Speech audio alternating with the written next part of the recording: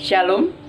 Tema firman Tuhan hari ini adalah pribadi Allah yang ditunjukkan dalam karyanya. Minggu lalu kita sudah belajar bagaimana keluarga Simpson yang terbatas, namun mereka diberkati dan menjadi berkat. Hari ini kita masih akan belajar dari kisah yang sama, namun kita akan mengenal siapa Allah melalui karyanya bagi keluarga ini. Oleh karena itu, dalam kitab Hakim-Hakim ini, kita akan melihat dalam berbagai hal bagaimana pribadi Tuhan yang akan nyata di dalam karyanya melalui kehidupan dari Simpson. Yang pertama, Tuhan adalah Tuhan yang penuh anugerah. Dalam kitab Hakim-Hakim, pasal yang ke-13 ayat yang pertama dikatakan, orang Israel melakukan pula apa yang jahat di mata Tuhan. Sebab itu Tuhan menyerahkan mereka ke dalam tangan orang Filistin 40 tahun lamanya. Dalam Hakim-Hakim pasal 13 ayat 1 ini dinyatakan bagaimana orang Israel melakukan yang jahat lagi di hadapan Tuhan. Dan Tuhan menyerahkan mereka ke tangan musuh. Bangsa Israel berkali-kali dijajah oleh bangsa lain karena bangsa Israel seringkali tidak taat kepada Tuhan. Bangsa Filistin telah menjajah bangsa Israel selama 40 tahun akibat dosa mereka.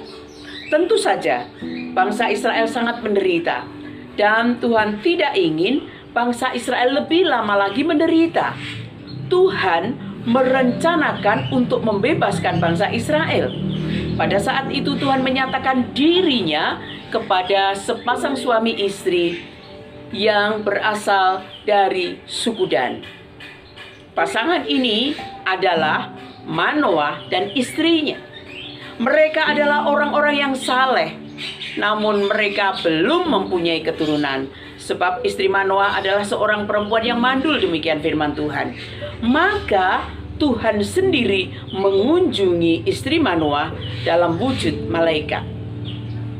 Tuhan menyatakan diri lebih dulu kepada umatnya. Walau dalam ayat yang pertama tidak disebutkan mereka berseru kepada Tuhan. Namun Tuhan berinisiatif menyatakan dirinya kepada umatnya. Hal ini menunjukkan bahwa karya Tuhan seringkali dimulai dalam keadaan tanpa harapan dan kesulitan yang luar biasa. Tuhanlah yang menyatakan dirinya terlebih dahulu kepada umatnya. Bagaimana dengan kita? Saat kita mengalami hal-hal yang tidak mengenakan, bahkan mungkin dianggap penderitaan, apakah kita berputus asa? Ingatlah bahwa anugerah Tuhan masih tersedia bagi kita. Tuhan sudah menunjukkan kasih dan setianya kepada kita. Jangan abaikan anugerah Tuhan. Responlah dengan benar, sehingga anugerah Tuhan itu menjadi nyata di dalam kehidupan kita. Anugerah disebut juga kasih karunia. Dan itu adalah pemberian Allah yang tidak selayaknya diberikan kepada kita, karena kita tidak pantas menerimanya. Kita adalah orang-orang berdosa yang tidak pantas menerima anugerah Allah. Namun melalui Tuhan Yesus Kristus, kita yang harusnya kena murka justru mendapatkan anugerah.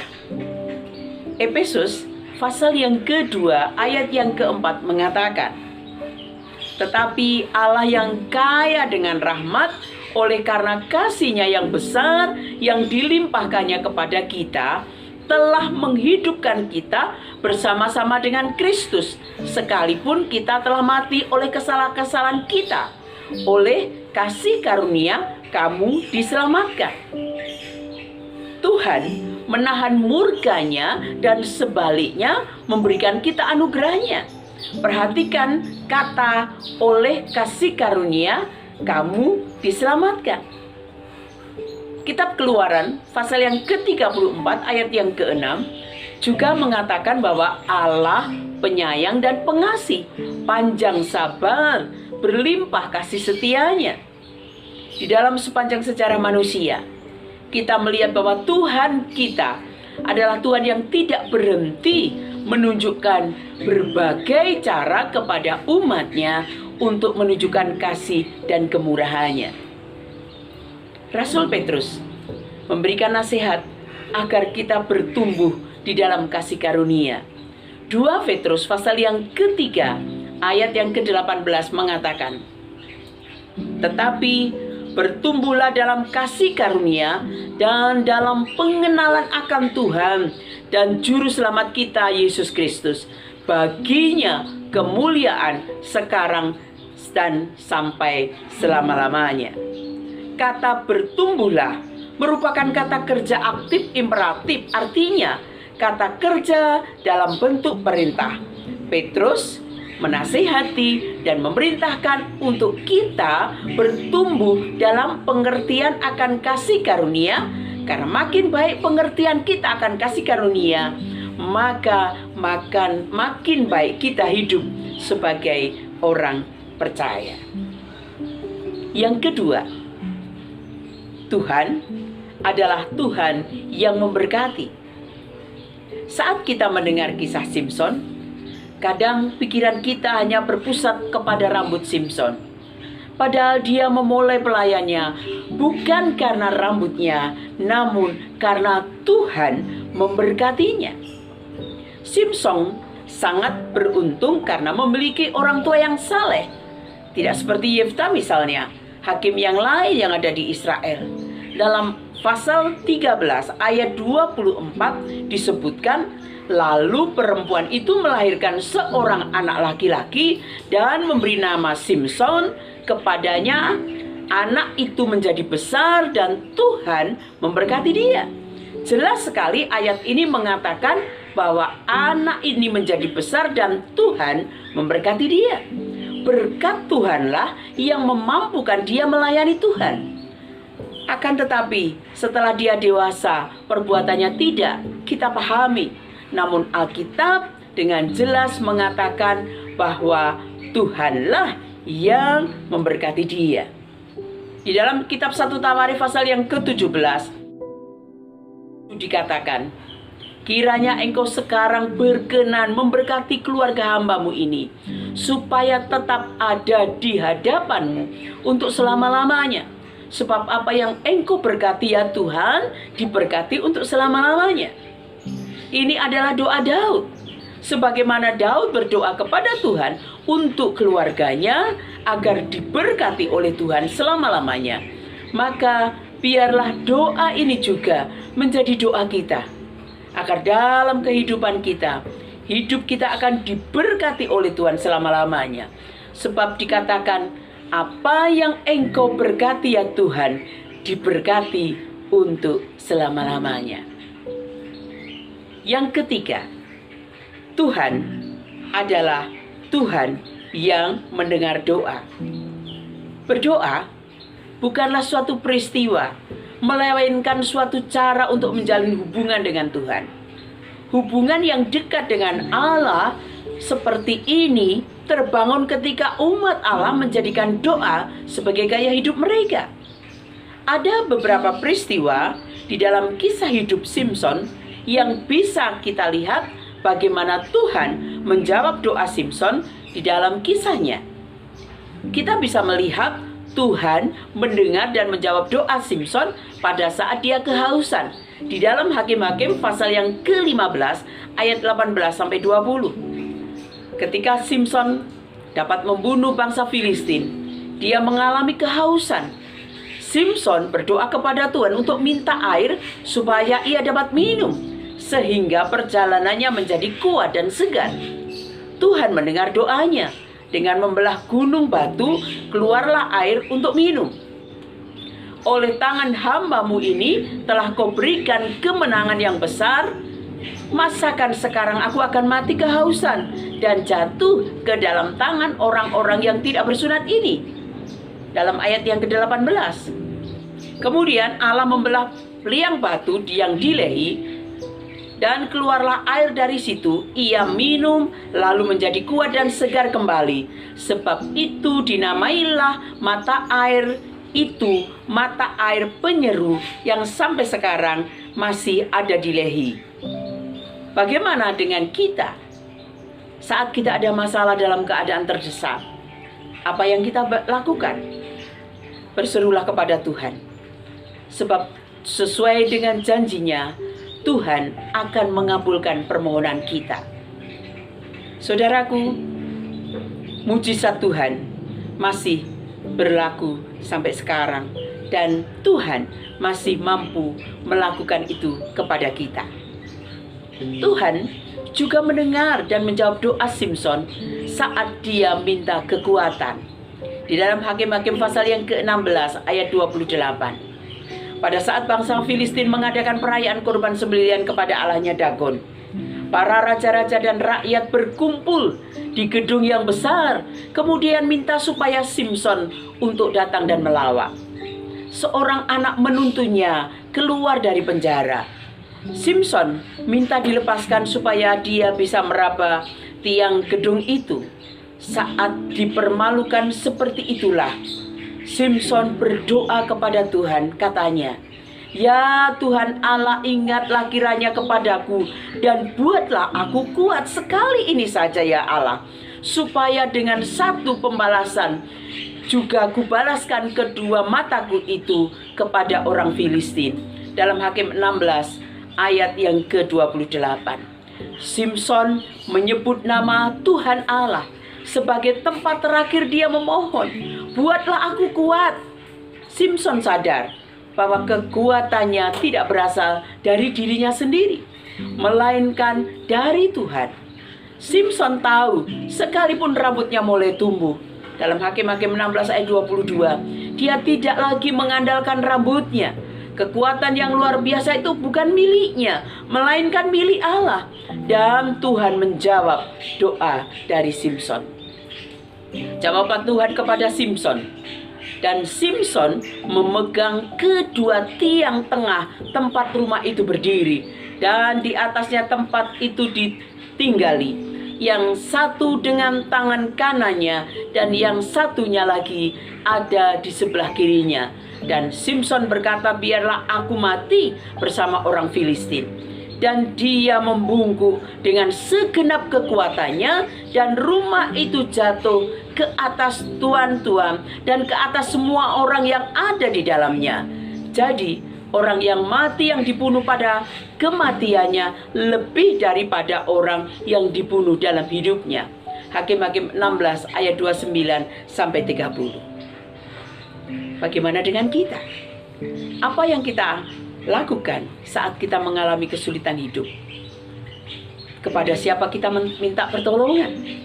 Simson minta pertolongan kepada Tuhan. Tuhan berfirman, "Berserulah kepadaku pada waktu kesesakan, aku akan meluputkan engkau, dan engkau akan memuliakan aku." Tuhan yang berfirman agar kita berseru kepadanya, karena Tuhan akan meluputkan kita, dan kita akan memuliakan Tuhan. Di dalam Mazmur yang lain, pasal 118 ayat yang kelima, dikatakan, "Dalam kesesakan aku telah berseru kepada Tuhan, Tuhan telah menjawab aku dengan memberi kelegaan kepadaku." Tuhan menyiapkan telinganya untuk mendengar doa-doa kita dan menyiapkan jawabannya bagi kita. Jadikan Tuhan sebagai tempat untuk kita memohon dan berdoa, karena Dialah Allah yang menjawab doa-doa kita. Sekarang yang keempat, Tuhan adalah Tuhan yang menyatakan diri melalui Roh-Nya. Dalam kisah Simson, 3 kali Alkitab menyebut bagaimana Roh Tuhan berkuasa atas Simson. Di dalam Hakim-Hakim pasal 14 ayat yang ke-6, ayat 19, dan pasal 15 ayat yang ke-14.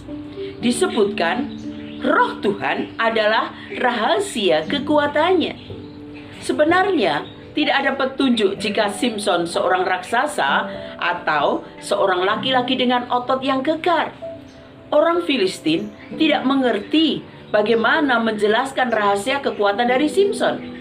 Jika dia seperti Hercules misalnya, pasti mereka mengerti di mana letak kekuatan dari Simson. Alkitab juga tidak mengatakan bahwa kekuatan Simson ada pada rambutnya.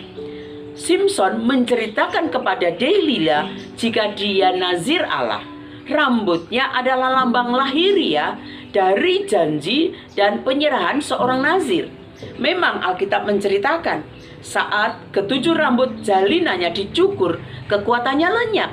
Namun Alkitab tidak mengatakan bahwa dia gagal karena rambutnya dipotong, namun karena Tuhan telah meninggalkan dia. Dalam Hakim-Hakim 16 ayat 20. Saat rambutnya tumbuh kembali, maka tidak secara otomatis kekuatannya tumbuh. Dia harus berdoa memohon kepada Allah untuk menguatkan dirinya, atau sekali lagi memberikan kekuatan dalam pasal yang ke-16 ayat yang ke-30.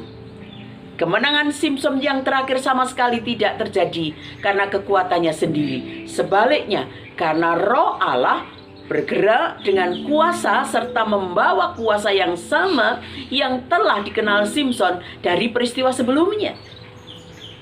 Bagaimana dengan kita?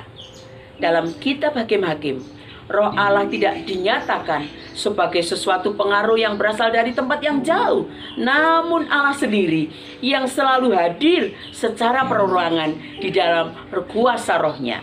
Ia hadir kepada orang-orang yang terbuka baginya. Sekarang ini Roh Kudus adalah Sang Penolong itu. Telah dianugerahkan kepada setiap orang yang percaya, tidak seperti zaman hakim-hakim, hanya kepada orang tertentu untuk keperluan tertentu. Ingat, kita pernah belajar, Roh Kudus adalah pribadi yang akan menggantikan secara persis posisi Tuhan Yesus dalam kehidupan jasmani yang kelihatan dengan realitas rohani yang tidak kelihatan, sebagaimana kita belajar dalam Yohanes pasal 14 ayat 16. Roh Kudus diberikan kepada kita sebagai penolong untuk menolong kita.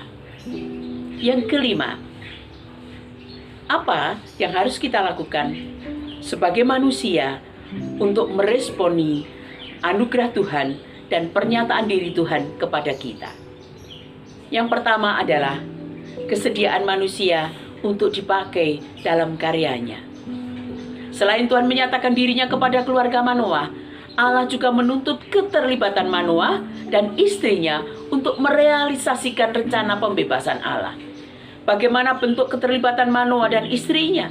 Ayat yang keempat dikatakan bahwa istri Manoah harus menjaga betul tubuhnya dengan tidak meminum anggur atau meminum yang memabukkan, dan makan makanan yang haram, dan mencukur kepala dari anaknya saat nanti dia bertumbuh.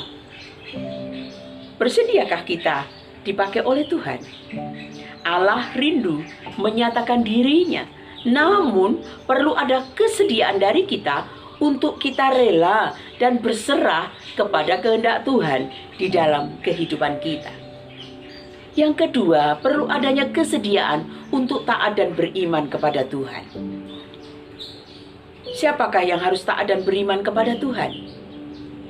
Agar Simson nantinya menjadi hakim di Israel, yaitu bangsa Israel, Manoah dan istrinya, ketika pihak ini harus bekerja bersama untuk merealisasikan rencana Allah itu. Jika bangsa Israel tidak bersabar, tetap beriman menunggu kelahiran dan pertumbuhan Simson, maka sia-sia rencana pembebasan bangsa Israel dari penjajahan bangsa Filistin yang sudah direncanakan Allah. Selanjutnya, jika istri Manoah tidak mau taat dan menjaga dirinya dari makanan haram, maka sia-sialah rencana pembebasan Allah. Demikian juga dengan Manoah. Jika dia tidak mendampingi istrinya dan mengingatkan istrinya untuk menjaga diri, maka sia-sia juga rencana Allah dalam pembebasan kepada bangsa Israel. Manoah tetap memohon petunjuk Allah agar apa yang harus dilakukannya untuk menyambut kedatangan anak yang sudah lama dinanti-nantikannya. Ingatlah bahwa orang Israel yang mendapatkan janji masuk ke tanah Kanaan adalah mereka yang keluar dari tanah Mesir bersama dengan Musa. Namun karena ketidaktaatan mereka, bukan mereka yang masuk ke tanah Kanaan, namun generasi berikutnya lah yang menerima penggenapan dari janji itu. Tuhan adalah Allah yang berjanji dan yang pasti menggenapi. Namun, kita perlu taat dan beriman agar rencana Allah tergenapi dalam hidup kita. Sebagai penutup, kalau kita perhatikan bagaimana Tuhan berkarya dalam kehidupan Simson, maka kita melihat bagaimana Allah yang luar biasa itu yang menyatakan anugerahnya, yang memberkati. Tuhan adalah Tuhan yang mendengar doa, dan Tuhan adalah Tuhan yang menyatakan diri melalui rohnya. Tetapi manusia juga punya tanggung jawab untuk bersedia dipakai oleh Tuhan dan taat serta beriman kepada Tuhan. Sebetulnya bisa saja Allah langsung bertindak ketika manusia meminta sesuatu kepadanya tanpa keterlibatan manusia. Namun Allah memberikan anugerahnya agar umatnya terlibat di dalam karyanya. Sungguh ajaib peristiwa yang dialami Simson dan keluarga Manoah. Namun tidak semua orang akan mengalami peristiwa ajaib seperti ini dalam kehidupan imannya. Tentu Allah memiliki pertimbangan dan rencana tersendiri sehingga Dia memberikan pengalaman-pengalaman ajaib itu kepada orang-orang tertentu. Bila kita tidak mengalaminya, tidak perlu berkecil hati, karena bukan berarti kita tidak hidup benar atau tidak diperkenan Tuhan. Yang perlu kita kejar adalah pertumbuhan di dalam iman menuju kedewasaan di dalam Kristus. Yeremia 9 ayat 24 dikatakan, "Tetapi siapa yang mau bermegah, baiklah ia bermegah karena yang berikut, bahwa ia memahami dan mengenal aku, bahwa akulah Tuhan yang menunjukkan kasih setia, keadilan dan kebenaran di bumi. Sungguh semuanya itu kusukai." Demikianlah firman Tuhan. Nabi Yeremia menuliskan 3 hal yang selalu menjadi alasan untuk orang bermegah: kebijaksanaan, kekuatan, kekayaan, sebagaimana ayat yang ke-23. Sehingga dia menentang kemegahan pada hal-hal tersebut dengan kebenaran. Tetapi siapa yang mau bermegah, baiknya ia bermegah karena ia memahami dan mengenal Tuhan. Mari kita memahami dan mengenal siapa Tuhan kita yang sudah menyatakan dirinya dalam hidup kita. Perhatikanlah bahwa saat kita memahami dan mengenal Tuhan, sungguh semuanya itu kusukai. Demikianlah firman Tuhan. Amin. Tuhan memberkati.